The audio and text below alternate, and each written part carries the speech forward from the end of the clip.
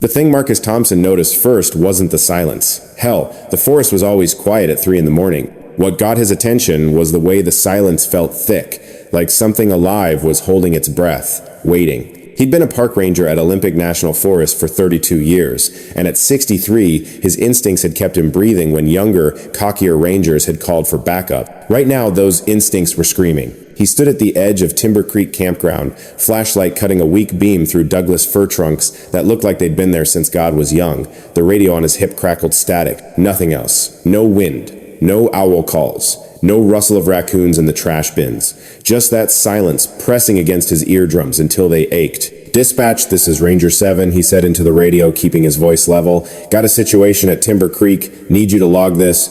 More static. Then, underneath it, something that might have been breathing. Might have been his imagination. Might have been the thing that was about to change everything he thought he knew about the woods he'd spent half his life protecting. Look, I know what you're thinking.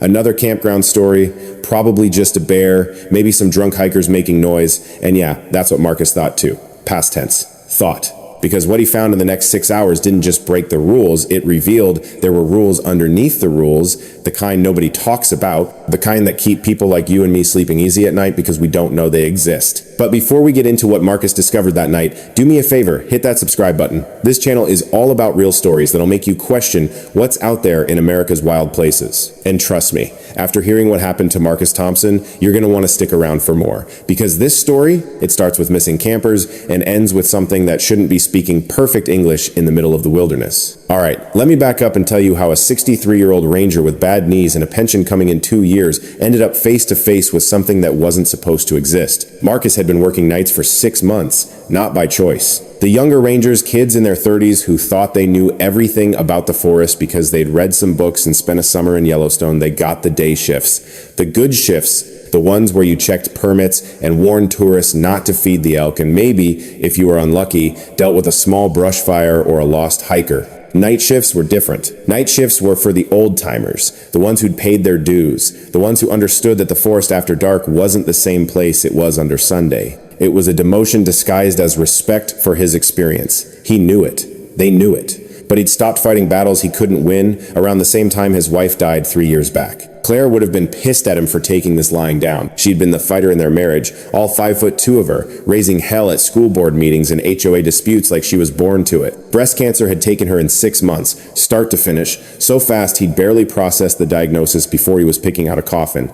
The house was too quiet now, too big, too full of her absence, so he took the night shifts and told himself it was fine, that he'd retire soon anyway, that 2 more years wasn't forever. Tonight he'd started his patrol at 10 p.m., driving the loop roads in his ranger truck, checking the campgrounds. Timber Creek was the last stop, way up in the northeast section of the park where the tourists didn't usually go, too remote, no cell service, just 37 campsites carved out of old-growth forest, most of them empty this time of year. October in Washington meant rain and cold, the kind that got into your bones and stayed there, not exactly prime camping weather. But Site 17 had shown occupied on the log. A couple from Seattle, according to the permit, Sarah and Michael Davis, both in their 40s, celebrating their anniversary. They checked in 3 days ago, were supposed to check out tomorrow. Routine. Except when Marcus pulled up to their site at 2:47 a.m., their tent was gone. Not packed up, gone. Gone. Like it had never been there. The picnic table was still there. Scarred wood, weathered gray. The fire ring was there, cold now, with the stones arranged in their perfect circle. Even their car was still there, a blue Honda CR-V with Washington plates, parked at the site's edge where the gravel met the tree line, but no tent, no sleeping bags, no camping gear, no people. Marcus stood beside their car and felt that prickle on the back of his neck, the one he'd learned not to ignore. He'd grown up in these woods, back when his daddy was a logger, and the whole family lived in a 2-room cabin outside Forks. He'd seen things out here that made sense if you understood the forest's rhythms, mountain lions taking deer, bears tearing into food caches. That one time a cougar had stalked him for 2 miles before giving up. Nature was brutal, but it followed rules. Predictable rules. This didn't follow any rules he knew. He circled the car slowly, his flashlight beam catching details. Doors locked, windows up, a baby seat in the back that wasn't on the permit, no mention of a child, his chest tightened, a layer of pine needles covered the hood, undisturbed. The car hadn't moved in at least a day, maybe 2. Mr. Davis? Marcus called into the darkness. Mrs. Davis? This is Park Ranger Thompson. If you can hear me, please respond. Nothing. Just that silence again, heavier now. like the trees were leaning in to listen. He keyed his radio. Dispatch, Ranger 7. I've got an abandoned vehicle at Timber Creek, Site 17, registered to Sarah and Michael Davis. The tent and all camping equipment are missing, but the vehicle remains, requesting backup to conduct a search. Static answered him. Then a voice, tinny and distant. Ranger 7, we copy. Are there signs of struggle? Marcus swept his flashlight over the site again. The ground was disturbed, sure, but camping disturbed things. Footprints in the soft earth near the fire ring, some crushed vegetation. Nothing that screamed violence. Nothing that screamed anything, actually. It was almost too clean, too deliberate. Negative on signs of struggle, he said. But something's off here. The whole site looks staged. Copy that. We'll have units en route. ETA, 45 minutes. Can you secure the scene? Affirmative. 45 minutes. In the dark, alone, with that silence pressing down like a hand over his mouth. Marcus had been in tight spots before. Once, back in 91, he'd stumbled onto a meth lab deep in the backcountry. The cook had been paranoid, strung out, waving a shotgun while Marcus talked him down for 2 hours until backup arrived. Another time, he'd found a hiker who'd fallen 60 feet down a ravine, broken back, barely conscious, and Marcus had stayed with him through the night, keeping him warm, keeping him talking, keeping him alive. He'd earned his pension, but this felt different. This felt wrong in a way he couldn't articulate, like the forest itself was trying to tell him something and he was too damn old or too damn stupid to understand the language. He walked the perimeter of the campsite, looking for what? He wasn't sure. Tracks? Maybe. Some indication of where the Davis couple had gone. The ground was soft from last week's rain, perfect for reading sign. And there were tracks, plenty of them. Boots, size 10 or 11, could be Michael's. Some smaller prints too, probably Sarah's. They seemed to lead toward the trail that wound deeper into the forest, toward the ridge that overlooked the valley. Marcus followed them, moving carefully, his flashlight bobbing with each step. The trees closed in around him, fir and hemlock and cedar, their trunks so wide 3 men couldn't link hands around them. Moss covered everything, green and thick and ancient. This part of the forest was a remnant of what the whole Pacific Northwest used to be before chainsaws and clear cutting, before progress, before the world decided trees were worth more dead than alive. His daddy used to say the old growth had memory, that if you listened right, you could hear the forest remembering when it was young, when the only things walking these paths were elk and bear and the native tribes who'd lived here for 10,000 years. Marcus had always figured that was just logger poetry, the kind of thing men said when they'd spent too much time alone in the woods. Now he wasn't so sure. The tracks continued for maybe 100 yards, then they just stopped. Not faded out, not obscured by fallen branches or vegetation. Stopped, like the people making them had been plucked off the earth mid-stride. Marcus stood at the spot where the last footprint ended and felt his heart hammering against his ribs. His knees ached, they always did now, arthritis mixed with old injuries from decades of hiking rough terrain, but he ignored them. He swept his flashlight in a slow circle, looking for any sign of what had happened here. That's when he saw it. 15 feet up a massive cedar tree, something was carved into the bark. Fresh, by the look of it, the wood underneath was still pale, not yet weathered. Marcus moved closer, tilting his head back to read it. 3 words, gouged deep. They are watching. The letters were crude, done with a knife probably, and each one was maybe 6 inches tall. Big enough to see from a distance. Big enough to mean something. Marcus felt cold sweat slide down his spine despite the October chill. He raised his radio again, his thumb hovering over the talk button. But what would he say? That he'd found a creepy message carved in a tree? That some campers had disappeared without a trace? That the forest felt wrong tonight in a way he couldn't explain? He'd sound like he was losing it. And maybe he was. 63 years old, too many nights alone, too many memories of Claire reminding him what he'd lost. Grief did things to a person's mind, made them see patterns where there weren't any, made him jumpy. But grief didn't carve warnings into trees. He pressed the button. Dispatch, Ranger 7. I've got something here you need to see. About 100 yards northeast of Site 17, there's a message carved into a tree. Recent. Says they are watching. I'm going to mark this location and continue the search. Copy, Ranger 7. Be advised, we've got 3 units en route. First one should be to your location in 20 minutes. 20 minutes. He could wait. Should wait. That was protocol. But the tracks had stopped here, and if the Davis couple was still out in these woods somewhere, injured, lost, scared, every minute mattered. Marcus made his decision. He marked the tree's location on his GPS unit, then continued following his instincts rather than any visible trail. The forest here was thick, untouched by logging or fire, and moving through it was slow work.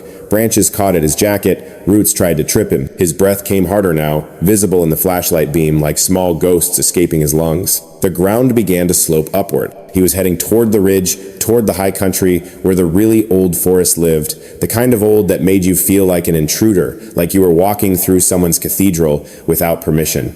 He'd been climbing for maybe 10 minutes when he heard it. A sound. Low. Rhythmic. Almost like breathing, but deeper, resonant, coming from somewhere ahead. Marcus froze. His hand went automatically to the canister of bear spray on his belt. Black bears were common in Olympic, and while they usually avoided humans, sometimes you got a curious one. Or worse, a mother with cubs. But this didn't sound like a bear. Bears didn't breathe that evenly, that slowly, like something meditating. "Hello," he called out, his voice sounding thin and small against the breathing sound. "Park ranger. If someone needs help, make yourself known." The breathing stopped. The silence that followed was absolute. No wind, no birds, no insects, nothing. Like the entire forest had drawn a breath and held it, waiting. Marcus stood there, flashlight pointed ahead, bear spray in his other hand, and felt every one of his 63 years weighing on him. His knees hurt, his back hurt, his chest felt tight with the kind of fear he hadn't felt since he was a kid, since the nightmares about things under his bed had seemed real. Then the smell hit him. Jesus Christ. The smell. It was like nothing he'd ever encountered. Rot and musk and something else, something wild and ancient and wrong. It made his eyes water, made his stomach clench, made every instinct in his body scream at him to run, to get the hell out of these woods, to forget the Davis couple and the carved message and this whole goddamn night. But Marcus Thompson had spent 32 years not running, so he didn't run now. He took a step forward, then another. His flashlight beam shook, his hands were trembling, but he kept going, climbing the slope, following that smell like it was a trail of breadcrumbs leading him somewhere he definitely didn't want to go. The trees thinned slightly. He emerged into a small clearing, maybe 30 feet across, where the canopy opened up enough to let starlight through. The ground here was different, disturbed, like something large had been moving around, pacing maybe, wearing a path in the earth. And in the center of the clearing, partially hidden by shadow, was a structure. No, not a structure. A dwelling. Primitive, made from branches and moss and what looked like deer hide, all woven together into something that resembled a shelter but felt wrong, felt alien, felt like it had been built by hands that understood construction but didn't understand human architecture. Marcus approached it slowly. The smell was stronger here, coming from inside the shelter. His flashlight beam found the entrance, if you could call it that. Just an opening, low to the ground, big enough for a person to crawl through. "Hello," he said again. "This is Park Ranger Thompson. If someone's in there, I need you to come out." Now, nothing. He crouched down his knees, screaming in protest, and angled his flashlight into the opening. The beam caught something. Fabric. Blue fabric. Stained and torn. The same shade as the tent that should have been at Site 17. "Shit," Marcus breathed. He reached for his radio, but before his fingers touched it, something grabbed his wrist. Not something. Someone, a hand. Human-sized but wrong, too large, too strong, covered in coarse hair that felt like wire against his skin. It yanked him forward, hard, pulling him off balance. Marcus went down on his knees, his flashlight spinning away into the darkness, his bear spray falling from his grip. He tried to yell, but a second hand clamped over his mouth, silencing him. The smell was overwhelming now, surrounding him, suffocating him. He was being dragged backward, into the shelter, into the darkness, and he couldn't see, couldn't breathe, couldn't think beyond the single repeating thought that he was going to die here, that Claire had been right when she'd told him the night shifts would kill him eventually, that stop moving.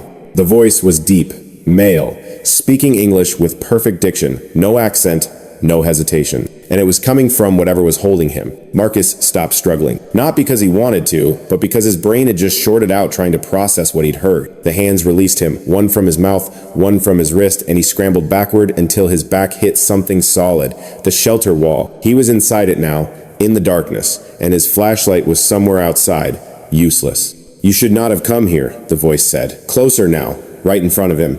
Marcus's eyes were adjusting. Starlight filtered through gaps in the shelter's construction. Not much, but enough. Enough to see the shape sitting across from him. Massive. 7 feet tall, maybe more, even seated. Broad shoulders, long arms. Covered in dark fur or hair, he couldn't tell which. And eyes. 2 eyes, catching the faint light, reflecting it back at him like a cat's eyes, but larger, more aware, more human. "What are you?" Marcus whispered. His voice sounded like gravel, like he'd swallowed all the fear in the world and it was tearing up his throat on the way back out. "You know what I am," the thing said. "You have stories. Your kind always has stories. Sasquatch, Bigfoot, the wild man of the woods. Different names, same truth. Marcus's mind was racing, trying to find purchase on reality. This wasn't happening. Couldn't be happening. Bigfoot was bullshit, tourists, trap nonsense, blurry photographs and hoaxes, and people who wanted to believe in something bigger than themselves. You're not real, he said, and yet here I sit. The thing, he couldn't call it Bigfoot, couldn't make his mind accept that word shifted its weight. The shelter creaked. You came looking for the couple, Sarah and Michael Davis. Marcus's heart lurched. Where are they? What did you do to them? Nothing. They left. They ran. 3 days ago when I let them see me. Humans always run. Usually I allow it. Usually they stumble back to their vehicles, convince themselves they saw a bear, return to their cities and their safe lives and forget. But not this time.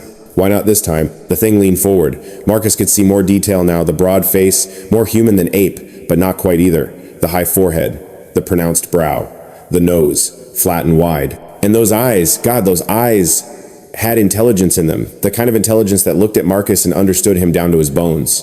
Because things are changing, it said.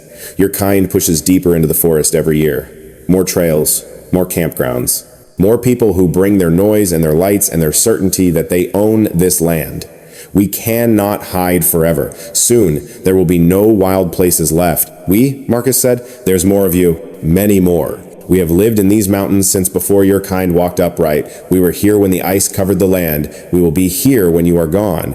But the between time, this time, your time it grows difficult. Marcus thought about the message carved in the tree. The Davis couple carved that warning. You made them do it. I gave them a choice. Carve the warning and leave with their child unharmed. Or, the thing paused. There are worse things than warnings in these woods. Jesus Christ, Marcus breathed. They had a baby, a daughter. 14 months old. I could hear her heart beating. So small, so fragile. Your kind is always so fragile. The thing's voice carried something that might have been regret. Might have been. Hard to tell. I am not cruel. I am a guardian. That is my purpose. That is what I was made for. Made for? Made by who? That is not a question you want answered. They sat in silence for a moment. Marcus's eyes had adjusted fully now. He could see more of the shelter's interior piles of moss that might have been bedding, animal bones scattered in one corner, and something else, something that made his blood run cold. Photographs, dozens of them, pinned to the walls with thorns, pictures of hikers, campers, people in the woods. Some he recognized from missing person reports over the years. Some he didn't. How long have you been watching? Marcus asked. Always. Since before your ranger station was built. Since before your grandfather logged this forest. Always. I am the gatekeeper. I watch the boundary. I keep your kind from going too far. Too far into what? The thing's eyes reflected more light suddenly, like they'd caught fire. There are places in this forest where your kind should not go. Places where the rules you know do not apply. Old places. Places where things older than me still sleep, still dream, still hunger. My kind was tasked with keeping yours away from these places. We are the buffer, the warning. The price for passage. Marcus's rational mind was screaming that this was impossible, that he was hallucinating, that he'd had a stroke or fallen and hit his head or finally cracked under the weight of grief and loneliness. But his instincts, those instincts that had kept him alive for 6 decades, were telling him something different. They were telling him this was real. All of it. Why are you telling me this? He asked. Because you are dying. The words hit Marcus like a physical blow. What? I can smell it. The sickness in your lungs. Small now, but growing. Cancer, your kind calls it. You have perhaps 2 years, perhaps less. Marcus's breath caught. He'd been coughing lately, sure. Sometimes there was blood. He'd been meaning to see a doctor, but retirement was so close, and what did it matter anyway without Claire? But hearing it spoken aloud by this impossible thing in this impossible shelter made it real in a way he hadn't let it be before. How can you possibly know that? I can smell death on all living things. It is part of what I am. And I tell you because a dying man can perhaps understand what I am about to ask. Ask? The thing shifted again, moving closer. Marcus could have reached out and touched it now. Could have felt that coarse hair beneath his fingers. Could have confirmed that this was real, solid, undeniable. The man who runs your ranger station. Thomas Walker. He is planning to expand the trail system. 5 new trails, cutting deeper into the forest, bringing more of your kind to places they should not go. One of these trails will come within half a mile of a threshold, a place we guard, a place that must remain guarded. Marcus knew Walker. Early 40s, ambitious, always talking about improving access, increasing visitor numbers, getting more funding from the Park Service. The kind of guy who saw wilderness as a resource to be managed rather than a place to be respected. "What do you want me to do?" Marcus asked. "Stop him. Convince him. Use your years of service, your knowledge of these woods, your authority as someone who has walked here longer than he has been alive. Tell him the trails must not be built. Tell him." The thing paused, and for the first time, Marcus heard something like desperation in its voice. "Tell him there are old agreements that must be honored. And if I can't? If he builds them anyway? Then the agreements are broken. Then we can no longer keep your kind safe from what lies beyond. Then people will go missing in numbers you cannot explain, cannot hide, cannot ignore. And the truth of what we are, what we guard, will come out. The balance will shatter. There will be chaos." Marcus sat with that for a long moment. His knees hurt worse now from sitting on the cold ground. His chest felt tight. Whether from the illness he supposedly had, or just from the sheer weight of this conversation, he couldn't tell. Above him, through the gaps in the shelter, he could see stars wheeling slowly across the sky. The same stars his ancestors had seen. The same stars that would keep turning long after he was gone. "Why me?" he finally asked. "Why not talk to Walker yourself? Scare him straight? Because fear is not enough. Your kind has always been afraid of the dark, of the unknown, of us. But fear makes you reckless, makes you want to conquer what frightens you, shine lights on it, explain it away, turn it into something manageable.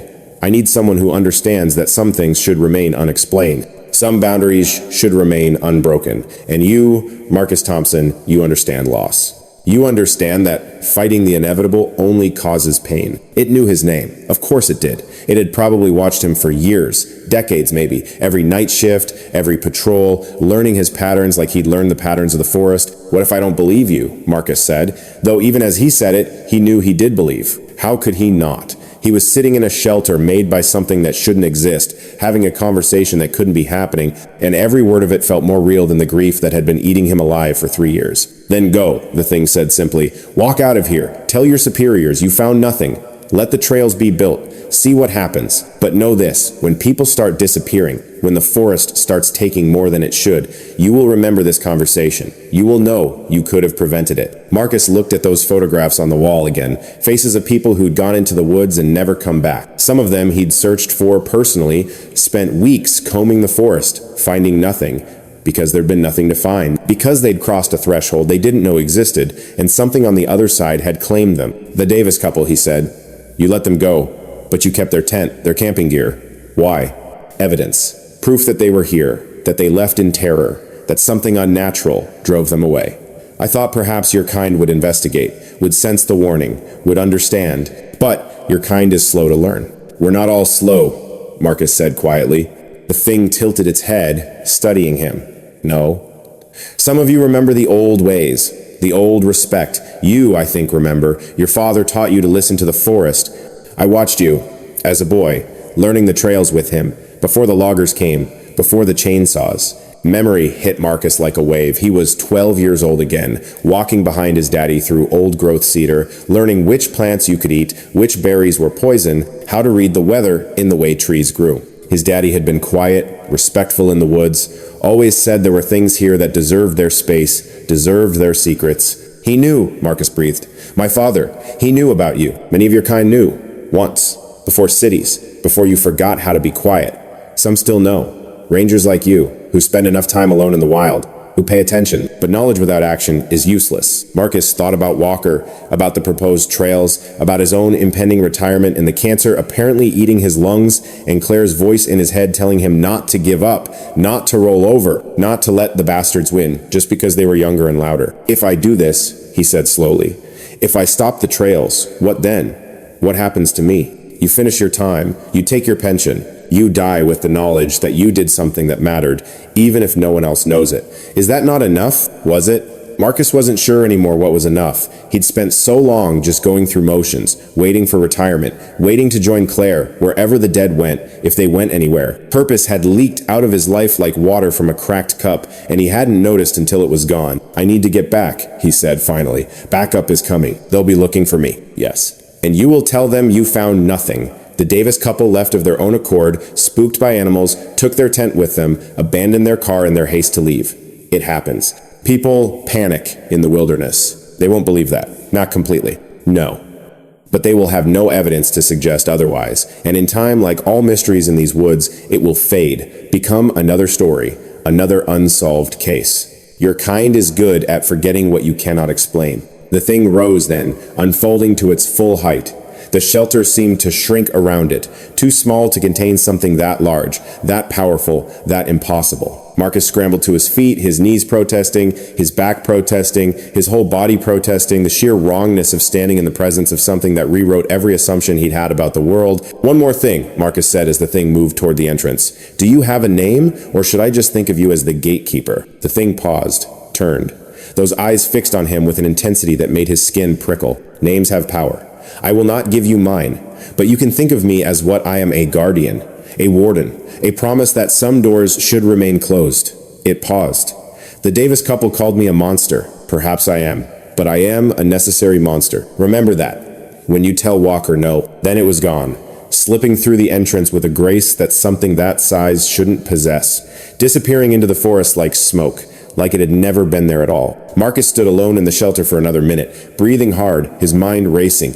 Then he grabbed his flashlight from outside. It was still there, still working, and made his way back down the slope toward the campground. He reached Site 17 just as the first backup unit arrived, lights flashing blue and red through the trees. Young Ranger couldn't be more than 30, jumping out with the kind of energy Marcus barely remembered having. "Thompson, you okay? We got your report about the missing campers." Marcus looked at the kid, looked at the empty campsite, looked at his radio, still clipped to his belt, useless for reporting what had really happened. "False alarm," he heard himself say. "Couple must have panicked, packed up in the dark, left their car, probably hitched a ride back to Seattle. You know how city people get out here sometimes." The kid looked skeptical.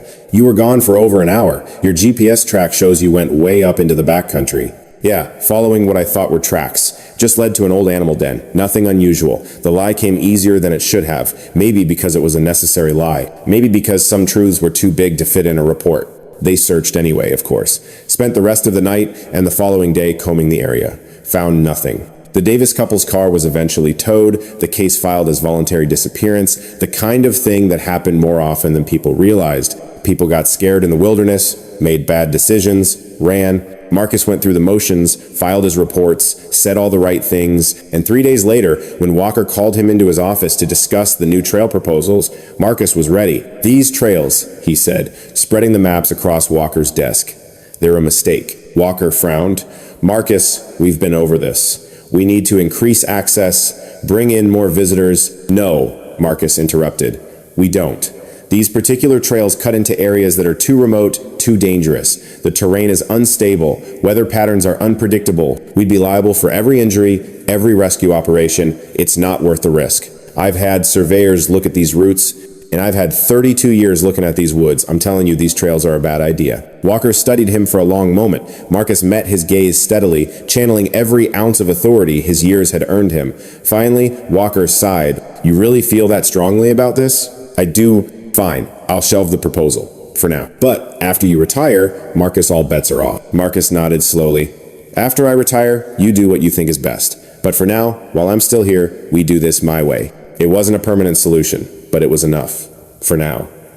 For the next 2 years, assuming the thing in the woods had been right about the cancer, assuming he had that long, that night, alone in his house, Marcus stood at the window and looked out at the tree line 100 yards from his property. The forest was dark, impenetrable, keeping its secrets the way it always had. Somewhere in those trees, he knew the gatekeeper was watching, waiting, seeing if Marcus would keep his word. And Marcus thought about Claire, about the ways grief could hollow you out or fill you up with purpose, about how dying could give you permission to finally do something that mattered. He raised his hand to the window, a small gesture, maybe meaningless. But in the darkness of the forest, something moved. Brief, barely visible, an acknowledgement perhaps, or maybe just a shadow.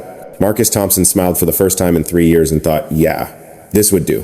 This would be enough. But that was just the beginning of Marcus Thompson's last stand, though he didn't know it yet. The agreement he'd made in the shelter, the promise to protect boundaries he couldn't explain to people who wouldn't believe him, that was going to cost more than he'd imagined. Because the thing about promises made to impossible creatures in the middle of the night is that they bind you tighter than handcuffs, and breaking them has consequences no one could predict. The first sign something had changed came 2 weeks after his encounter with the gatekeeper. Marcus was doing a routine patrol of the southern trails, the safe ones, the ones tourists used, the ones that stayed far away from any boundaries that mattered when he found them. 3 hikers, college kids, early 20s, from the University of Washington.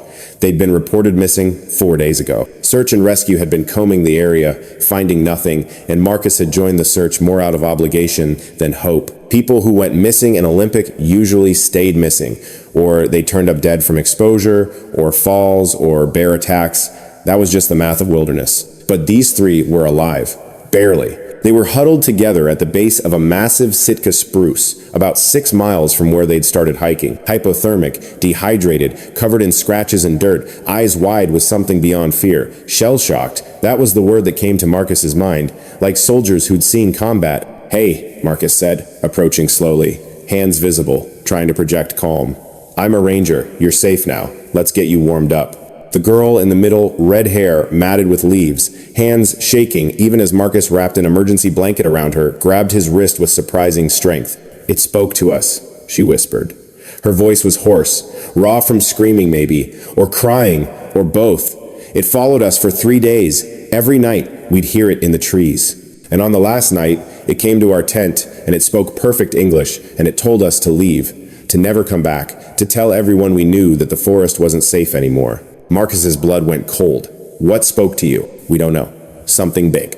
Something that shouldn't exist." It said she paused, tears tracking through the dirt on her face. It said the agreement was broken, that more of your kind were coming to places they shouldn't, that it couldn't protect us anymore, that we were on our own now. The other 2 hikers were nodding, their eyes vacant, traumatized. Whatever they'd seen had fundamentally broken something in them, the way war broke soldiers, the way grief broke widowers. Marcus called in their location, got them evacuated, stayed with them until the helicopter arrived. And the whole time, his mind was racing. The agreement was broken, but he'd stopped the trails. He'd kept his word. What the hell was going on? He found out that evening. Walker called him into his office, looking haggard, older than his 42 years. There was a man with him. Marcus didn't recognize expensive suit, polished shoes, the kind of person who didn't belong in a ranger station. "Marcus Walker," said quietly.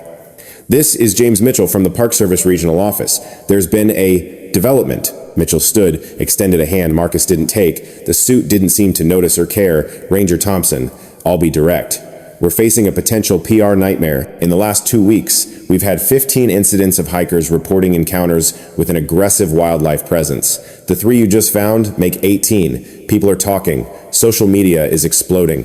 Someone's going to get seriously hurt, or worse, and when that happens, we'll be liable." "What kind of encounters?" Marcus asked, though he already knew. Varied reports. "Large animals stalking hikers. Vocalizations that don't match any known species. In 4 cases, people claim the animal spoke to them. Obviously, they're traumatized, confused, but it makes for a hell of a story," Marcus finished. Mitchell nodded. "Exactly. We need to respond decisively, which is why the regional director has authorized a special task force.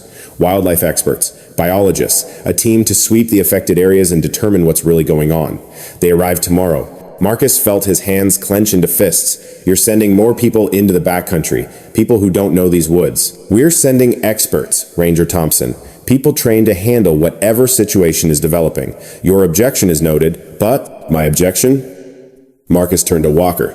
"You agreed to shelve the trail proposal. You said we'd leave the backcountry alone." Walker wouldn't meet his eyes. "That was before 18 people reported traumatic encounters. That was before the Seattle Times started running stories about Olympic being unsafe. That was before my phone started ringing off the hook with worried parents and lawyers looking for someone to sue." "My hands are tied." Marcus, No.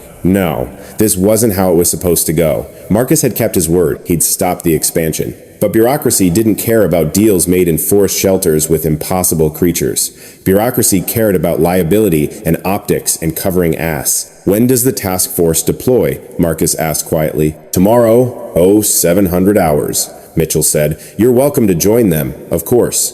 Your experience could be valuable." Marcus looked at both men, saw the determination there, the certainty that they were doing the right thing. How could he explain? How could he possibly make them understand that sending experts into the deep forest right now was exactly the wrong move? That it would break everything, that the gatekeeper was trying to warn people away, and they were treating it like a threat to be eliminated? He couldn't. They'd think he was crazy. Hell, maybe he was crazy. Maybe that encounter had been a hallucination, a stress-induced break from reality, and he'd built this whole conspiracy in his mind because grief and terminal illness were eating his brain, except those 18 hikers had seen it too, had heard it speak, had been warned away. That wasn't hallucination. That was real. I'll join them, Marcus heard himself say. Someone needs to be there who knows the terrain. Good, Mitchell said, smiling now like they were all on the same team. Briefing is at 0600. Don't be late. Marcus left the office and drove home in a daze. The sun was setting, painting the sky in shades of orange and purple. That would have been beautiful if he'd had any capacity left for beauty. His house was dark, empty, echoing with Claire's absence and his own rapidly approaching mortality. He stood at his kitchen window again, looking out at the tree line, and wondered if the gatekeeper was watching, wondered if it knew what was about to happen, wondered if there was any way to stop this before it spiraled into something nobody could control. His phone rang. Unknown number. He almost didn't answer, but something made him pick up. Thompson. Silence on the other end. Then, faintly, that same deep voice from the shelter, impossibly coming through a cell phone in a house with no cell service. You tried, it said. I know you tried, but your kind does not listen. Cannot listen. The balance is breaking, Marcus Thompson. What comes next is not my choice. Remember that. What comes next is consequence. Wait, Marcus said urgently.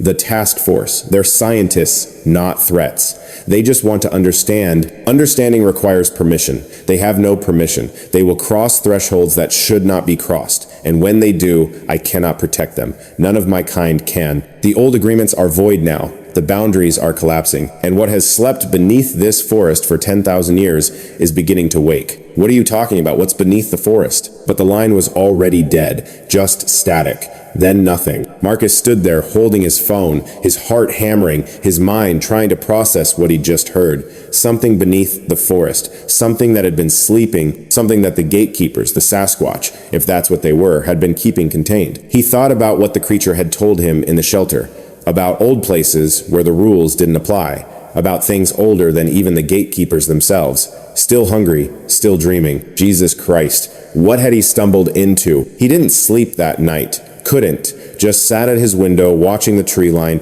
drinking coffee, thinking about choices and consequences, and the weight of knowledge nobody should have to carry. At 0530, he got dressed in his ranger uniform for what he suspected might be the last time. Checked his gear, loaded extra supplies more than he'd need for a day trip, but instinct told him this wouldn't be a day trip. Instinct told him this was going to be something else entirely. The briefing at 0600 was exactly what he'd expected. Mitchell and Walker and a team of 8 specialists, wildlife biologists, a cryptozoologist from Portland State, which would have made Marcus laugh if the situation weren't so dire, 2 armed Forest Service officers, and a documentary crew. Because of course there was a documentary crew, couldn't waste an opportunity for good PR. They laid out maps, discussed search patterns, divided into 3 teams. Marcus was assigned to Team Alpha with the cryptozoologist, a woman in her 50s named Dr. Jessica Martinez, and one of the armed officers, a guy named Travis Young, who looked like he'd rather be anywhere else. Our objective, Mitchell said, pointing at the map, is to sweep this quadrant here. Multiple sightings have been reported in this area. We document, we collect evidence. We don't engage unless absolutely necessary. Clear? Everyone nodded. Marcus stayed silent, studying the map, feeling his stomach drop when he saw their assigned quadrant. It was exactly the area where the new trails had been proposed, the area the gatekeeper had specifically warned against, the area that was apparently too close to some threshold, some boundary between what should be and what shouldn't. They were walking straight into it, into exactly the place they'd been told not to go. Any questions? Mitchell asked. Marcus raised his hand. This area, the terrain is difficult. Weather can change fast. We should... Your concerns are noted, Ranger Thompson, Mitchell interrupted. But we have satellite weather monitoring, GPS tracking, and experienced personnel. We'll be fine, right? They'd be fine, just like the Titanic was unsinkable. They deployed at 0730, driving to the trailhead in 3 separate vehicles. Marcus rode with Dr. Martinez and Travis, neither of them speaking much, each lost in their own thoughts. Dr. Martinez was reviewing case files, reports of Sasquatch sightings going back decades, all from Olympic National Forest, all eerily consistent. Massive bipedal creature, 7 to 9 feet tall, dark hair or fur, eyes that reflected light, sometimes heard vocalizing in ways that didn't match known animals. You believe in this? Travis asked her, nodding at the files. Dr. Martinez smiled. I believe that thousands of people have reported seeing something, whether that something is a undiscovered primate species or a misidentified bear or mass hysteria. That's what we're here to determine. What do you think, Thompson? Travis asked, looking at Marcus in the rearview mirror. You've been in these woods longer than anyone. Ever seen anything weird? Marcus met his eyes, thought about lying, decided against it. Yeah, he said quietly. I've seen things. Things that made me question what I thought I knew about this place. Like what? Like maybe some mysteries are meant to stay mysterious. Like maybe we should respect boundaries. We don't fully understand. Travis laughed. You sound like my grandfather. He was full of superstitious crap about sacred ground and nature spirits. Your grandfather was probably smarter than you, Marcus said flatly. The laughter died. They drove the rest of the way in silence. At the trailhead, the three teams geared up, checked radios, synchronized GPS units. Mitchell gave a final pep talk about scientific integrity and careful observation. Marcus barely listened. He was watching the tree line, watching the way the forest seemed to lean back from them, like it was recoiling, like even the trees knew this was a mistake. Team Alpha, you're up, Mitchell said. Check in every 30 minutes. Any sign of wildlife activity, you report immediately. Stay safe out there. They started hiking. Dr. Martinez led, following the GPS coordinates Mitchell had programmed, heading straight for the quadrant that Marcus knew they shouldn't enter. Travis walked behind her, rifle at ready but pointed down, professional. Marcus brought up the rear, his old knees protesting every step, his chest tight with something beyond the cancer eating his lungs. This was wrong. Everything about this was wrong. They hiked for 2 hours, climbing steadily into higher elevation, into the real old growth where the trees were so massive they blocked out most of the sunlight. The forest floor was carpeted with moss and ferns, and everything was green and alive and absolutely silent. Too silent. Marcus keyed his radio. Team Alpha to base. We're at checkpoint 1. No contact yet, but something's off. Forest is too quiet. No bird calls, no insects. Like everything's gone to ground. Mitchell's voice crackled back. Copy that, Alpha. Continue your sweep. Report anything unusual. Anything unusual, right? Like the fact that they were being watched. Marcus could feel it now, that same pressure he'd felt at Timber Creek, like eyes were tracking their every movement. He'd felt this before hunting with his daddy. Sometimes you'd feel a predator watching, evaluating, deciding if you were worth the effort of a kill. This felt like that. But bigger, much bigger. Doctor, Marcus said quietly, we need to turn back. Dr. Martinez stopped, looked back at him. We just started. We haven't even reached the primary search area yet. I know, but my instincts are screaming at me right now, and I've learned to trust them. Something's wrong here. Travis checked his watch. Thompson's right about the quiet. Even I can tell that's not normal. All forests have periods of quiet, Dr. Martinez said, but her voice lacked conviction. She was nervous too. Anyone with sense would be nervous. They continued. Marcus's hand went to the canister of bear spray on his belt, knowing it would be useless, knowing that if something wanted them gone, bear spray wouldn't stop it. They reached checkpoint 2 15 minutes later, a small clearing where a stream cut through the forest, water running clear and cold over smooth stones. Dr. Martinez called for a break, started setting up some recording equipment, sensors that would supposedly pick up any unusual vocalizations. Marcus wandered to the edge of the clearing, looking up at the surrounding trees. They were old. Really old. Some of them had been saplings when Columbus was discovering America, had been full-grown when the Revolutionary War was fought, had weathered centuries of storms and fires and the slow grinding passage of time, and carved into one of those trees, about 15 feet up, fresh enough that sap still wept from the cuts, was a message. Go back. Simple. Direct. Impossible to miss if you were looking. Doctor, Marcus called softly. You need to see this. She came over, followed by Travis. Both of them stared up at the carved message, and Marcus watched their faces go through the same progression, confusion, then disbelief, then dawning fear. Who would carve that? Travis asked. When would they carve it? Dr. Martinez countered. We're the first team through here. Mitchell said the area hasn't been accessed in weeks. It was carved recently, Marcus said, touching the tree trunk, feeling the sap sticky against his fingers. Within the last few hours, I'd guess. Which means whatever carved it knew we were coming.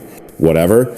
Travis's hand tightened on his rifle. You mean whoever? Marcus looked at him. Do you really think a human climbed 15 feet up a tree with a knife to carve a warning? Or do you think maybe, just maybe, there's something else in these woods that's trying very hard to tell us we've made a mistake? Before either could answer, Dr. Martinez's recording equipment started going haywire. Sensors beeping, LED lights flashing, the whole rig vibrating like it was trying to shake itself apart. What the hell? She rushed back to it, started checking readouts. Her face went pale. These readings, they don't make sense.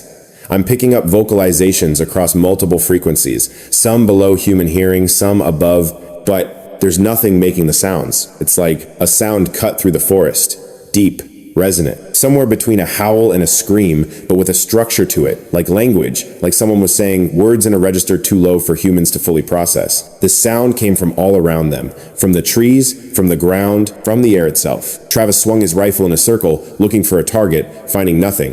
What the fuck was that? That, Marcus said quietly, was our last warning. The forest erupted, not with violence, with presence, with the sudden understanding that they were surrounded, that things had been watching them since they'd entered the tree line, that the silence hadn't been emptiness but anticipation. Shapes moved in the trees, large shapes, man-sized but not men, shifting through the canopy with impossible grace. Marcus counted at least 7, maybe more. Hard to tell when they moved like smoke. "We need to leave," Dr. Martinez said, her voice shaking.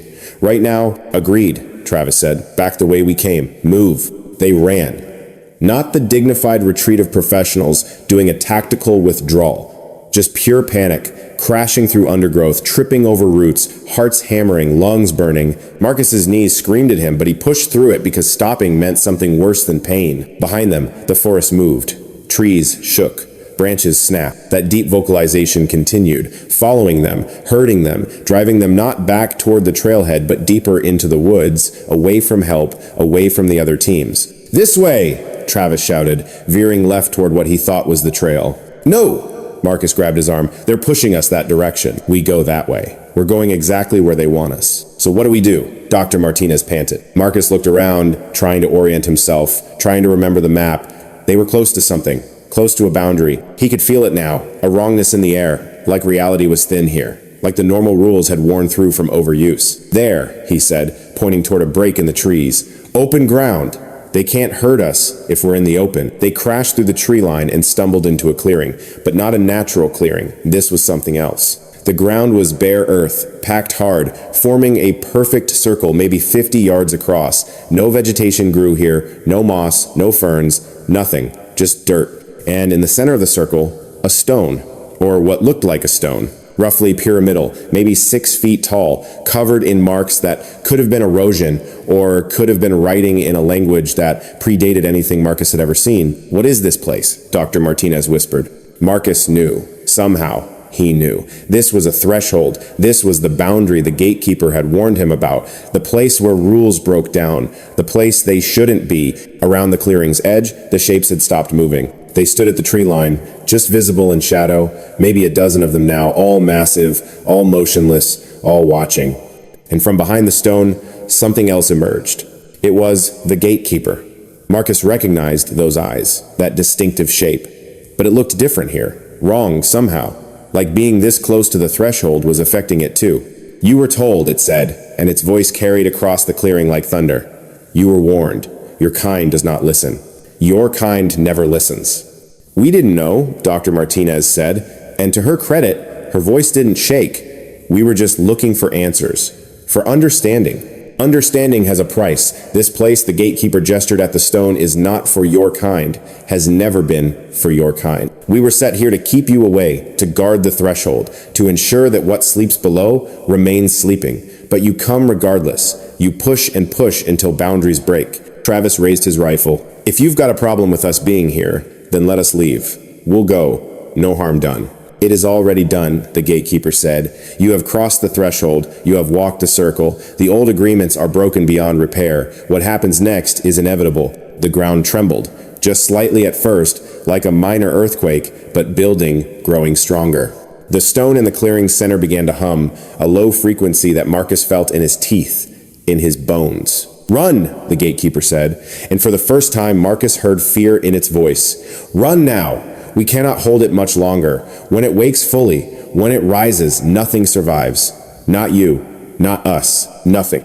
"What's waking?" Marcus demanded. "What's down there? The reason your kind has stories of hell, the reason you fear the dark, the thing that taught your ancestors nightmares. It has slept for 10,000 years, bound by agreements older than your civilizations. But now, the ground trembled harder.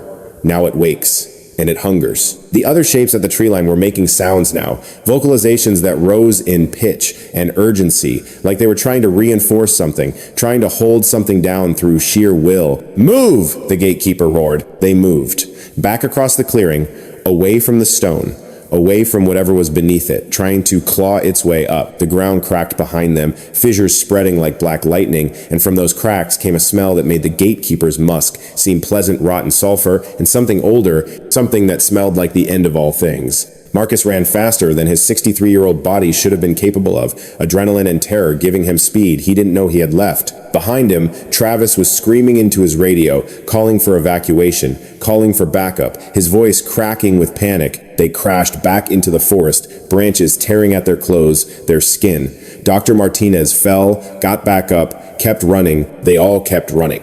Because stopping meant looking back. And looking back meant seeing whatever was emerging from beneath the stone, and Marcus's mind was already threatening to break from just imagining what that might be. They ran for what felt like hours, but was probably only minutes, and gradually the ground stopped shaking. The sounds from the clearing faded, replaced by normal forest sounds, birds calling again, wind, in the trees, the world returning to something approaching normal. They collapsed in a heap 2 miles from the clearing, gasping, shaking, covered in sweat and scratches and the lingering smell of that wrongness. Travis keyed his radio with trembling hands.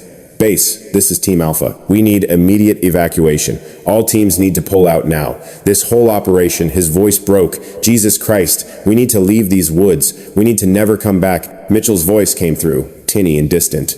"Alpha, what's your status? What happened out there?" Marcus took the radio from Travis. "Mitchell, Thompson here. Listen to me very carefully. Whatever you think this is about, whatever objectives you have, abandon them. Get everyone out. Shut down this operation. And for the love of God, don't let anyone near that clearing we just left." "Thompson, you're not making sense. What clearing? What did you see?" "Something that proves some questions shouldn't be answered. Some doors shouldn't be opened. Some boundaries exist for a reason." There was a long pause. Then, "All teams return to base. Operation is suspended pending debrief." They made it back to the trailhead 2 hours later, long after the other teams had returned. The looks on their faces must have told the story better than any debrief could, because nobody asked questions. They just got in the vehicles and drove away, leaving that forest behind. The operation was officially canceled that evening. Mitchell's report called it a failed scientific expedition, citing unstable terrain and potential safety hazards. Dr. Martinez's equipment was confiscated, her data classified, her findings buried under layers of bureaucracy that would ensure nobody ever knew what really happened. Marcus turned in his resignation that night. 2 years early, pension be damned. He couldn't stay, couldn't keep pretending to protect a forest that was protecting itself in ways nobody could acknowledge. Walker accepted it without argument. Maybe he saw something in Marcus's eyes. Maybe he was just tired of fighting. Either way, Marcus Thompson's 32-year career ended not with ceremony, but with a signature on a form and a quiet handshake. He went home, stood at his window, watched the tree line, and just before dawn, he saw them, the gatekeepers, maybe 20 of them standing at the edge of his property, barely visible in the pre-dawn light. They didn't approach, didn't speak, just stood there, silent witnesses to the end of something. Marcus raised his hand again. That small gesture, one of them, the one he'd spoken with in the shelter, he thought. Though they all looked similar in the darkness, raised its hand in return. Then they faded back into the trees, disappearing like they'd never been there. The stone in the clearing was destroyed 3 days later. The Park Service sent in a team with explosives, officially for geological research, and reduced it to rubble. The clearing was bulldozed, filled in, replanted. Within a year, you'd never know it had been there. But Marcus knew. The gatekeepers knew. And somewhere beneath that new growth, something ancient had briefly stirred, had briefly tested the boundaries of its prison before settling back into sleep. For now, Marcus Thompson lived 18 more months after that. The cancer his impossible encounter had predicted took him in the spring, quick and painful and final. He died in his own bed, alone but not lonely, having spent his last year writing down everything that had happened, leaving a record for whoever might need it someday. The manuscript was found in his house after his death, along with dozens of photographs of the forest, notes on trails and territories, and a single sentence written in marker on his calendar for every day of those final 18 months. The agreement must hold. Nobody knew what it meant. The manuscript was filed away with his personal effects, unread, forgotten, just another ranger's ramblings about the woods he'd love. But on quiet nights, when the wind is right and the moon is hidden behind clouds, if you stand at the edge of Olympic National Forest and listen, really listen, you might hear something deep vocalizations that aren't quite animal and aren't quite human, the sound of boundaries being maintained, the sound of ancient agreements being honored, the sound of guardians at their posts, keeping watch over thresholds humanity was never meant to cross. And if you're very lucky, or very unlucky, depending on your perspective, you might catch a glimpse of something massive moving between the trees, something that watches you with eyes too intelligent to be animal, too knowing to be human. If you do, take the advice Marcus Thompson died trying to give. Turn around, walk away, respect the boundaries you don't understand, because some mysteries are meant to stay mysterious. Some doors are meant to stay closed, and some promises, once broken, can never be repaired. Travis Young couldn't sleep anymore, not properly, not since the clearing. He'd wake at 3 a.m., always 3 a.m., like his body had been programmed, drenched in sweat, sheets twisted around his legs, that smell in his nostrils, rotten sulfur and something older, the smell from the cracks in the ground, the smell of whatever had been trying to claw its way up. It had been 6 months since the operation was canceled. 6 months since they'd abandoned Olympic National Forest to whatever lived in its depths. 6 months, and Travis still couldn't shake the feeling that something had followed him home. He was 41 years old, Forest Service officer for 15 years, decorated twice for bravery in wildfire operations. He'd pulled people out of burning forests, rappelled down cliffs to reach injured hikers, faced down armed poachers in the backcountry. Fear wasn't new to him, but this was different. This fear had roots. It grew in the dark spaces of his mind like black mold, spreading, consuming. His wife had left him 2 months ago. Couldn't handle the nightmares, she said. Couldn't handle the way he'd wake up screaming about things in the trees. Couldn't handle the way he'd stop going outside after dark, the way he'd nailed blankets over the windows, the way he insisted on keeping every light in the house burning all night. You need help, Travis, she'd said, standing in the doorway with her suitcases packed. Professional help. What happened out there broke something in you and I can't fix it. She was right. Something had broken. But it wasn't just in his mind. He'd felt it break that moment in the clearing when the ground started shaking, when reality itself seemed to crack open like an egg. Some things, once you saw them, you couldn't unsee. Some knowledge you couldn't unknow. He'd tried talking to Dr. Martinez, called her 3 times before she finally answered, her voice flat and distant. Stop calling, she'd said. Stop thinking about it. That's what I'm doing. I'm moving on. How, Travis had asked desperately, how do you move on from something like that? Denial. Medication. Work. Pick your poison. A pause. Or do what Thompson did. Write it all down. Then die. At least he got peace. She'd hung up then, and when Travis tried calling back, the number was disconnected. Marcus Thompson had been dead for 4 months when Travis learned about the manuscript. He'd heard it through the grapevine, retired rangers gossiping over beers about old Thompson's crazy writings, about how he'd gone paranoid at the end, talking about gatekeepers and ancient agreements and things that watch from the trees. Travis knew it wasn't paranoia. He'd been there. He'd seen it. So he drove to Forks, to the house where Thompson had lived and died. The place was empty now, waiting to be sold, but Travis knew how to pick locks of skill from his younger, less legal days, and he let himself in just after midnight. The house smelled like old coffee and loneliness. Dust covered everything. Thompson's furniture was still there, waiting for estate sale. Photos on the walls showed a younger Marcus with a small woman who must have been his wife, both of them smiling, both of them unaware of what was coming. Before cancer, before gatekeepers, before everything. Travis found the manuscript in Thompson's bedroom in a locked drawer in the nightstand. The lock was easy. Inside, a stack of papers maybe 2 inches thick, covered in neat handwriting that grew progressively shakier toward the end.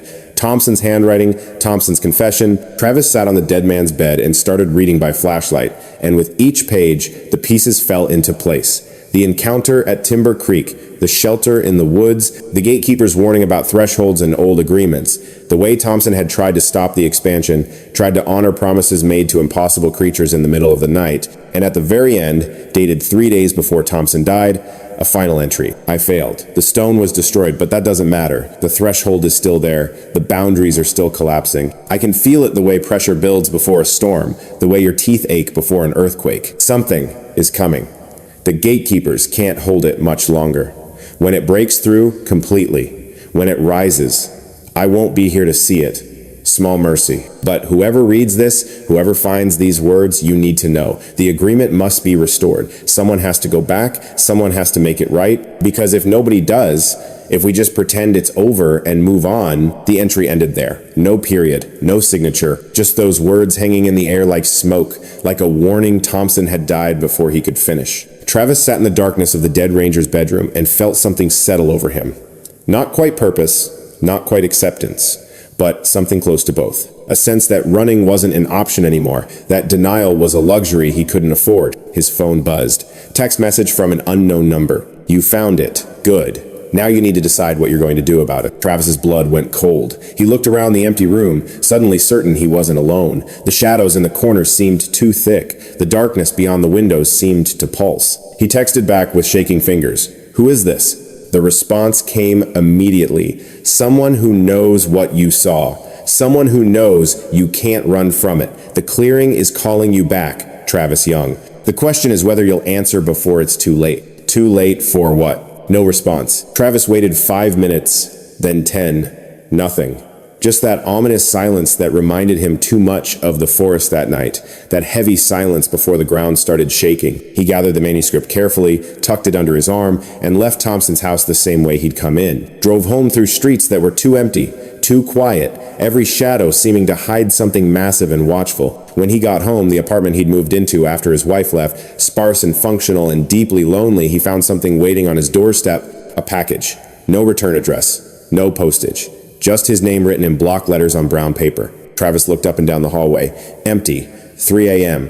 Nobody awake, nobody watching. Except that wasn't true. Something was always watching now. He brought the package inside, locked the door, set it on his kitchen table, stared at it for a full minute before gathering the courage to open it. Inside, photographs, dozens of them, all from Olympic National Forest, all showing the same thing. The clearing, the stone.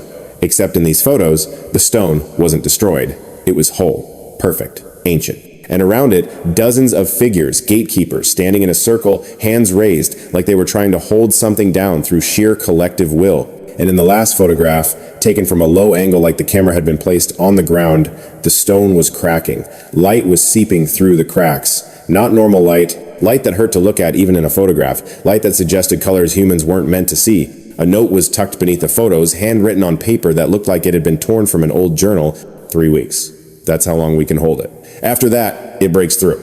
When it does, everything within 50 miles dies, then 100, then more. It will spread like cancer, like fire, like judgment. The only way to stop it is to restore the agreement, but that requires sacrifice. Are you brave enough, or will you run like your kind always runs? No signature, no name, just that challenge hanging in the air. Travis looked at the photographs spread across his table, looked at the manuscript he'd stolen from a dead man's house, looked at his own hands, still shaking, still scarred from that night 6 months ago when he'd run for his life. 3 weeks. He picked up his phone and started scrolling through contacts, found Dr. Martinez's old number, the disconnected one, called it anyway, hoping maybe, somehow, it rang.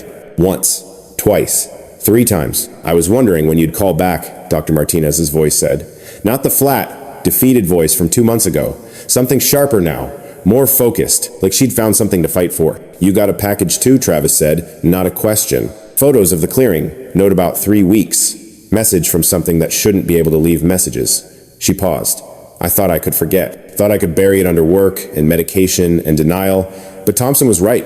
You can't run from some things. They follow you. They get inside you. They become part of how you see the world. So what do? We go back. We finish what Thompson started. We restore the agreement, whatever that means, before something ancient and hungry claws its way up from beneath that clearing and makes the whole world understand why humans used to fear the dark. Travis thought about his ex-wife, about the life he'd lost, about the nights he couldn't sleep and the days he couldn't function. Thought about Marcus Thompson dying alone with knowledge he couldn't share, carrying the weight of something too big for one person. When do we leave? He asked. Tomorrow night. Meet me at the trailhead. Bring whatever you think might help. Supplies, weapons, courage. Bring the manuscript too. Maybe Thompson left us something we can use. Martinez, what if we can't fix this? What if we go back and it kills us? Then, at least we tried.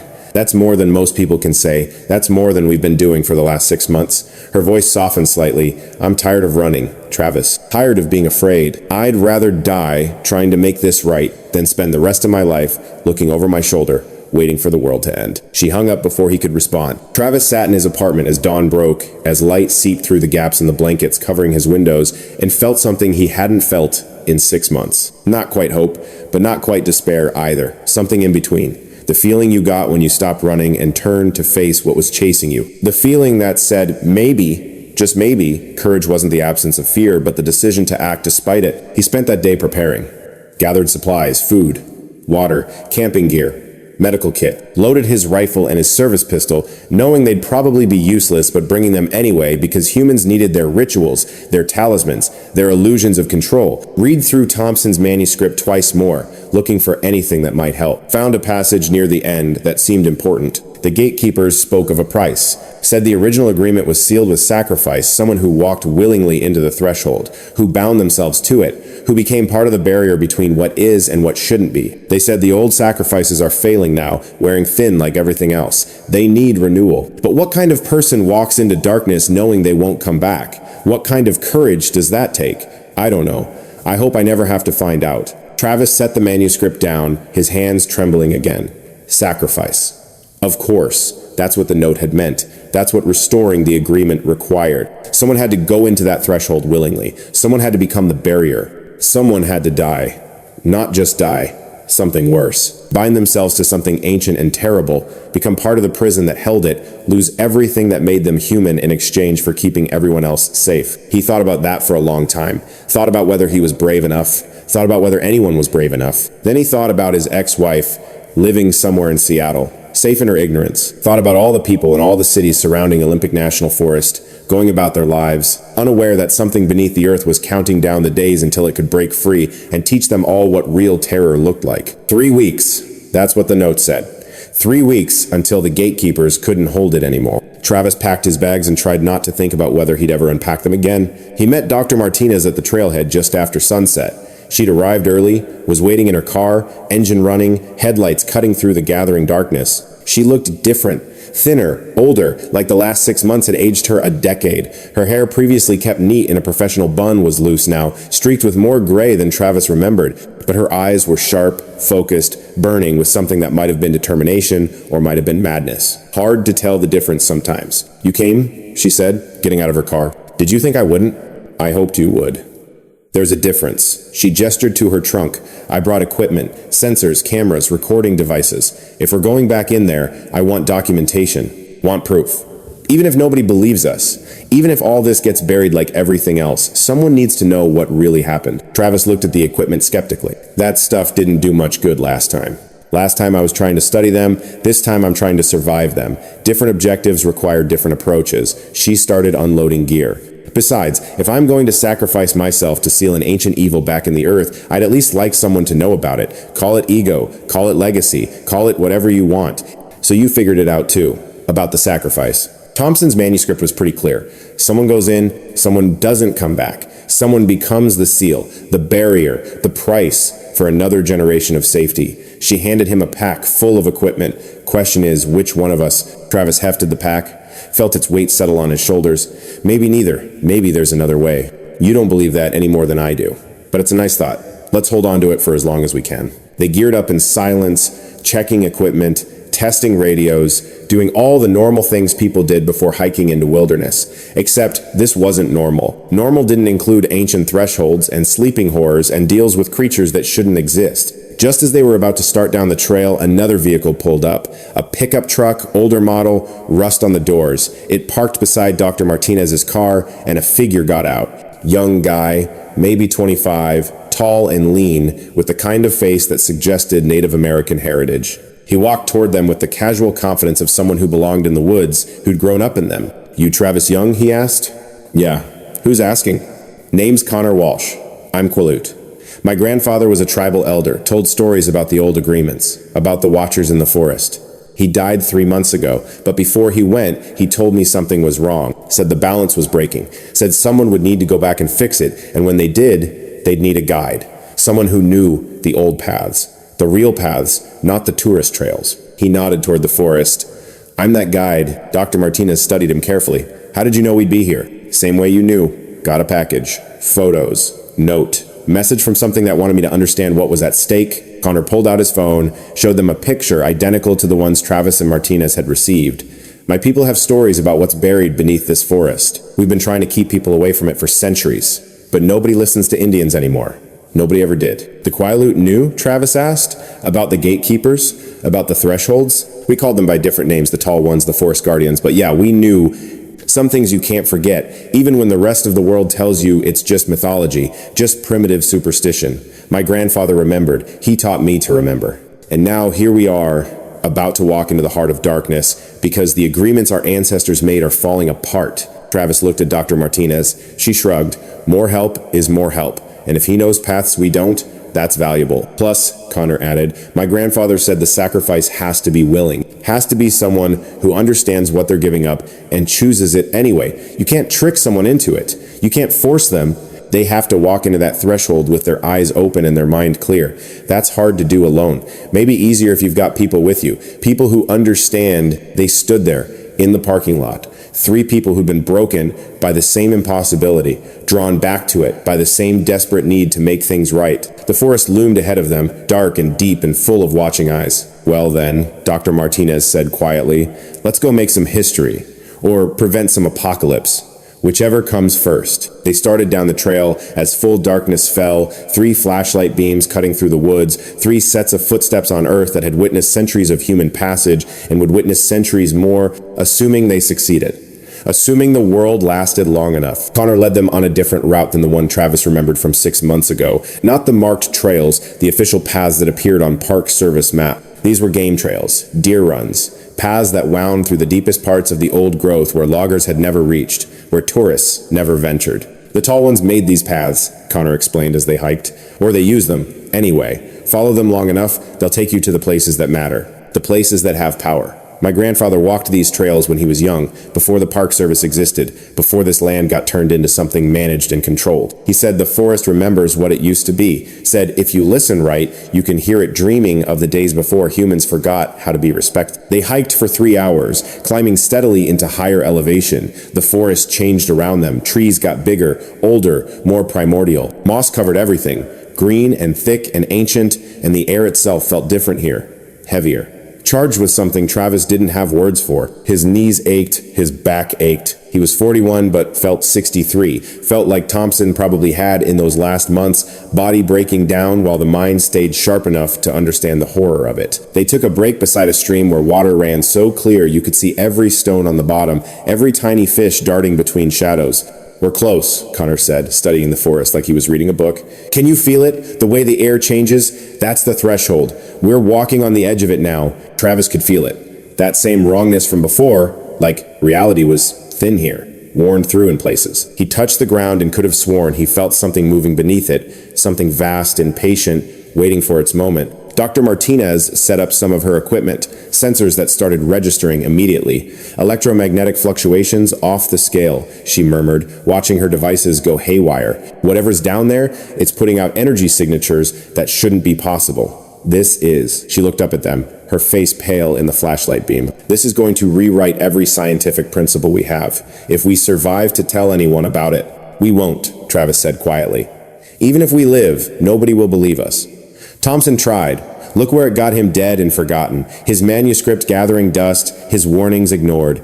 So why do it, Dr. Martinez asked. Why sacrifice yourself for people who'll never know, never care, never understand what you gave up?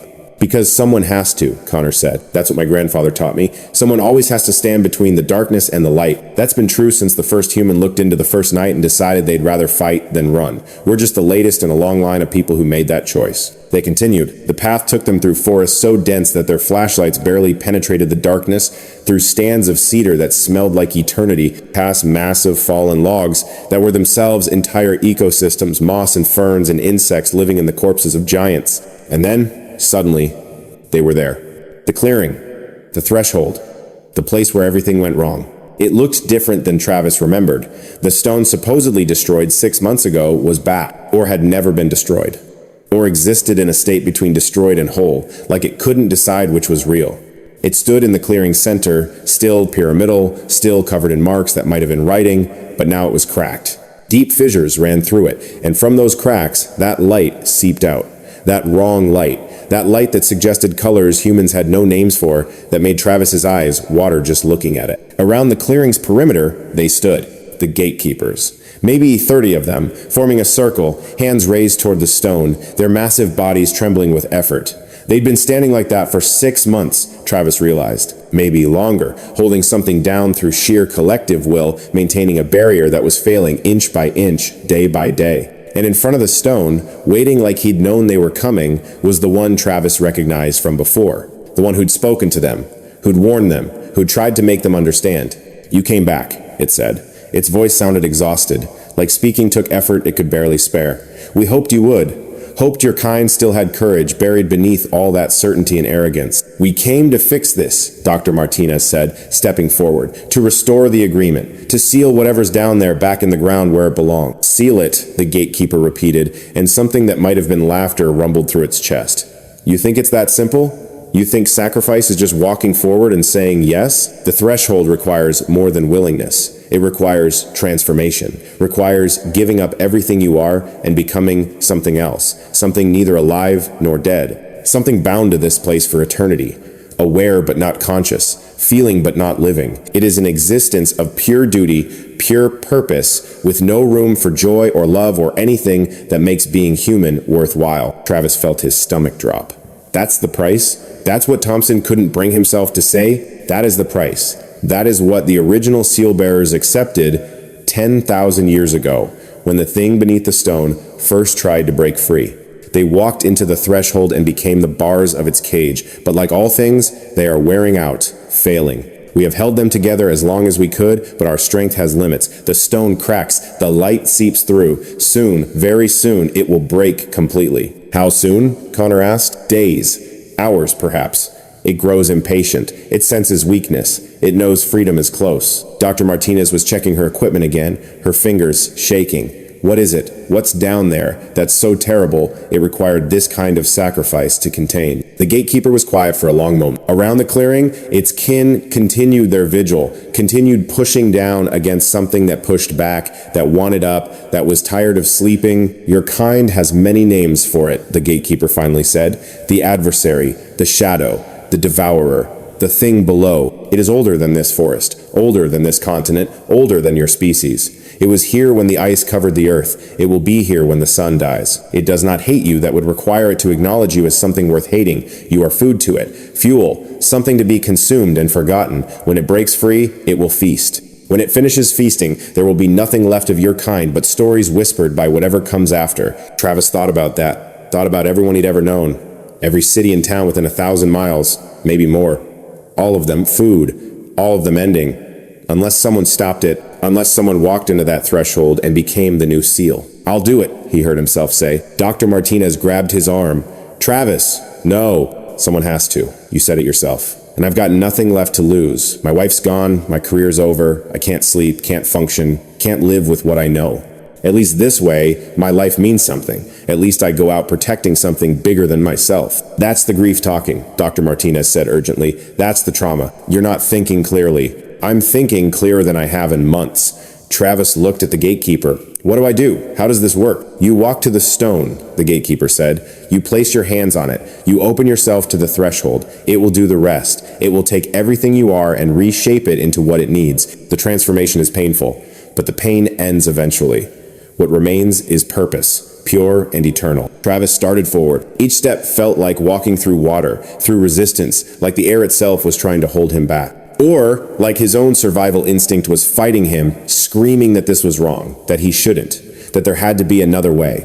But there wasn't another way. He knew that, had known it since he found Thompson's manuscript, since he read those final words about sacrifice and agreements and the price of keeping the world safe. He was 10 feet from the stone when Connor spoke. "Wait." Travis stopped, turned. Connor was staring at the ground, at the marks in the earth, symbols that might have been accidental or might have been writing, might have been erosion, or might have been intentional design. "My grandfather taught me to read these," Connor said quietly. "Taught me the old language, the one his grandfather taught him, going back generations. These marks, they're not random. They're a story, a warning." He looked up at the gatekeeper. "You lied. Not about the sacrifice, but about what comes after." The gatekeeper's eyes flashed in the darkness. "I did not lie. I omitted. There is a difference." "What did it omit?" Dr. Martinez demanded. Connor traced his fingers over the symbols. The original seal bearers didn't just bind themselves to this place. They became part of what they were containing. They're still conscious, still aware. For 10,000 years, they've been locked in an eternal struggle with the thing below, fighting it, holding it back, never resting, never sleeping. They're in agony, have been for 100 centuries. That's the real price. Not just transformation, not just eternal duty, eternal suffering. The clearing fell silent. Even the gatekeepers' vocalizations, that constant low hum of effort, stopped for a moment. Yes, the gatekeeper finally said, that is the truth of it. The seal bearers suffer. They have always suffered, but their suffering keeps billions of your kind safe, fed, alive, unaware. Is that not a worthy trade? How can you ask someone to accept that? Dr. Martinez said, her voice breaking. 10,000 years of agony? That's not sacrifice. That's torture. It is both, and it is necessary.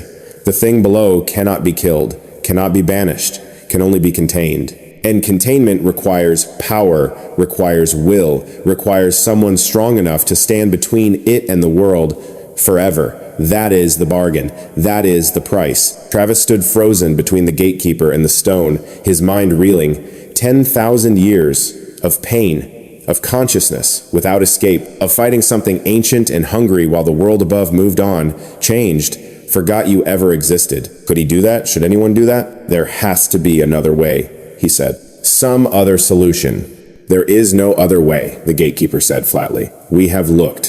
For centuries, we have looked. The agreements were written in blood and sealed with sacrifice, and only blood and sacrifice can renew them. You can choose to walk away. We will not stop you. But in 3 days, perhaps 4, the stone will break completely. The seal bearers will fail, and the thing below will rise. When it does, everything you've ever known will end.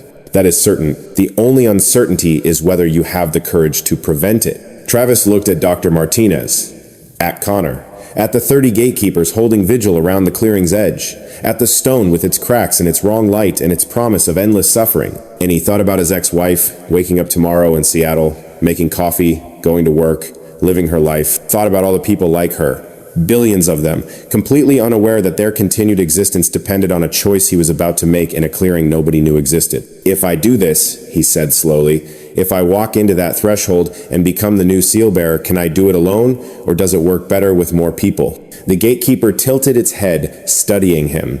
The original seal bearers numbered 7 humans, willing to sacrifice everything, binding themselves together to create a barrier strong enough to hold. 1 is possible, but 1 is weak. 1 fails faster. 7 would last another 10,000 years. 1 might last 1,000, perhaps less. Travis turned to his companions. You heard that. One of us could do this alone. Or 7 is better, Connor interrupted. 7 lasts longer. 7 means whoever comes after us has more time to find another solution, another way. 7 means the sacrifice matters more. But we're only 3, Dr. Martinez said. Then her eyes widened. Unless, Travis understood, the gatekeepers. You've been holding this thing back for centuries. You understand the threshold better than anyone. Could you join the seal? Could you add your strength to ours? The gatekeeper looked back at its kin, some silent communication passing between them. Then it turned back to Travis. Yes, we could. 4 of us, combined with 3 of you. That makes 7, a full seal, strong enough to last millennia. But you must understand we are not human. Our consciousness works differently. When we bind ourselves to the threshold, we do not suffer the way you would. We simply cease, become part of the stone, part of the earth, aware but not thinking. It is, for us, a kind of death, an ending. We have existed since before your kind walked upright. To choose extinction, even for a worthy cause. Its voice caught slightly. That is a difficult thing. But you'd do it, Travis said, to protect the world, to keep the thing below from breaking free. You'd sacrifice yourselves. We would. We have always known this might be required. It is our purpose, our reason for existence. The question is whether your kind has the same courage, whether you can look at eternity and say, yes, I will stand in the gap, I will hold the line, I will suffer so others don't have to. Travis looked at Dr. Martinez and Connor again. Both of them looked scared. Who wouldn't be? But beneath the fear, he saw something else. Determination, understanding, the same thing he felt settling over himself like a blanket. They'd run before. 6 months ago, they'd run. And the running hadn't helped, hadn't made them feel better, hadn't given them peace. Maybe running was never the answer.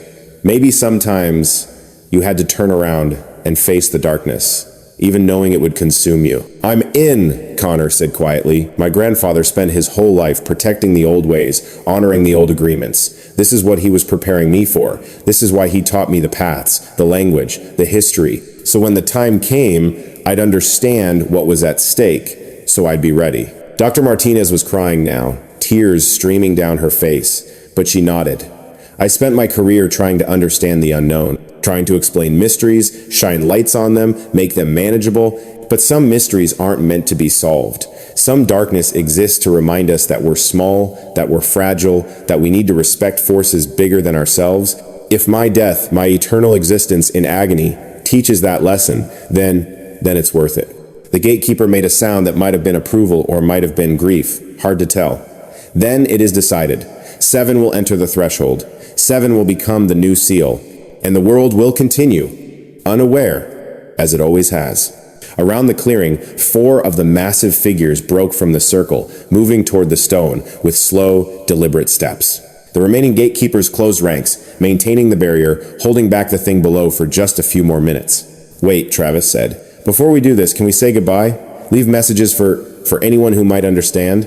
The gatekeeper nodded. "Be quick, the stone cracks further with each passing moment." "Doctor..." Martinez pulled out her phone, started recording a video message. Travis did the same. Connor wrote something in the dirt, symbols in the old language, a message for whoever came after. Travis spoke into his phone, his voice shaking.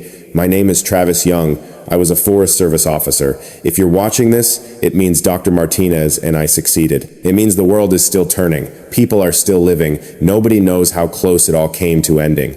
We did this willingly. We did this knowing what it would cost. And we did it because someone had to. Because running wasn't an option anymore. Because..." His voice broke. "Because courage isn't the absence of fear. It's choosing to act despite it. Tell my ex-wife. Tell her I'm sorry for everything. And tell her she was right. I did need help. This just wasn't the kind of help she could provide." He ended the recording, set the phone carefully on the ground beside Connor's symbols and Dr. Martinez's equipment. Evidence for whoever found it. Proof that they'd existed, that they'd chosen, that they'd stood in the gap when it mattered. The 7 of them, 3 humans, 4 gatekeepers, stood in a circle around the stone. Its cracks were wider now. The light seeping through was brighter, more intense, and Travis could hear something under it. A sound like breathing, like hunger, like waking. "Join hands," the gatekeeper said. "Form the circle. When I give the word, step forward together. The threshold will open. The transformation will begin. Do not fight it. Do not resist. Surrender to it completely. That is the only way this works." They joined hands. Connor's grip was firm, steady. The gatekeeper's hand, if you could call it that, was massive, rough, inhuman, but there was warmth in it. Kinship, understanding. "Thank you," the gatekeeper said quietly, "for having the courage your kind usually lacks, for choosing sacrifice over survival. The world will not remember you. But the forest will. We will. And that, perhaps, is enough." Travis thought about that. Thought about Thompson dying alone, his warnings ignored, his sacrifice meaningless to everyone but the gatekeepers who'd watched from the trees. Thought about the original seal bearers, 10,000 years ago, walking into this same choice, accepting this same fate. Legacy wasn't about being remembered. Not really. Legacy was about what you left behind, about whether the world was better because you'd been in it, even if nobody knew your name. "On 3, the gatekeeper said. 1, 2, 3. They stepped forward together. The threshold opened. And Travis Young, Dr. Jessica Martinez, Connor Walsh, and 4 gatekeepers whose names nobody would ever know stepped out of time, out of life, out of everything that made existence bearable, and became something else. Became stone, became seal, became the barrier between what is and what shouldn't be. The clearing went dark, the cracks in the stone sealed. The light faded, and beneath the earth, something ancient and hungry screamed its frustration, then fell silent, contained once more, imprisoned by 7 who'd chosen eternity over extinction. They found the phones 3 days later. A Park Service patrol doing routine maintenance stumbled onto the clearing, the official one, the one that had supposedly been destroyed and replanted 6 months ago, and found it bare again, empty again, with a stone in the center that records said shouldn't be there. Around the stone, 3 cell phones, 1 set of scientific equipment, and symbols scratched in the earth that nobody could read. The phones contained video messages that made no sense, ramblings about sacrifice and ancient agreements and things living beneath the forest. Obvious delusions. The kind of thing traumatized people said before they wandered off and died of exposure. Search teams were deployed. They found nothing. No bodies. No evidence of what had happened. Just 3 people who'd vanished without a trace, their final messages full of impossible claims about impossible creatures. The case was filed as missing persons, presumed dead. The equipment was cataloged and stored. The videos were transcribed and buried in digital archives where nobody would ever watch them. And in Olympic National Forest, deep in the old growth where tourists didn't venture, the world continued turning. Birds sang. Deer grazed. Hikers walked the trails, completely unaware of the clearing where 7 had given everything to keep them safe. The gatekeepers, who remained maybe 26 of them now, reduced but not broken, continued their vigil, continued watching the boundaries, continued honoring agreements that predated human civilization. And deep beneath the forest floor, sealed behind stone and will and 7 eternally suffering souls, something ancient dreamed of freedom and waited for its next opportunity. But that opportunity wouldn't come for a long time. Maybe 10,000 years, maybe more. The sacrifice had worked, the agreement was restored, and 3 people nobody would remember had saved the world. And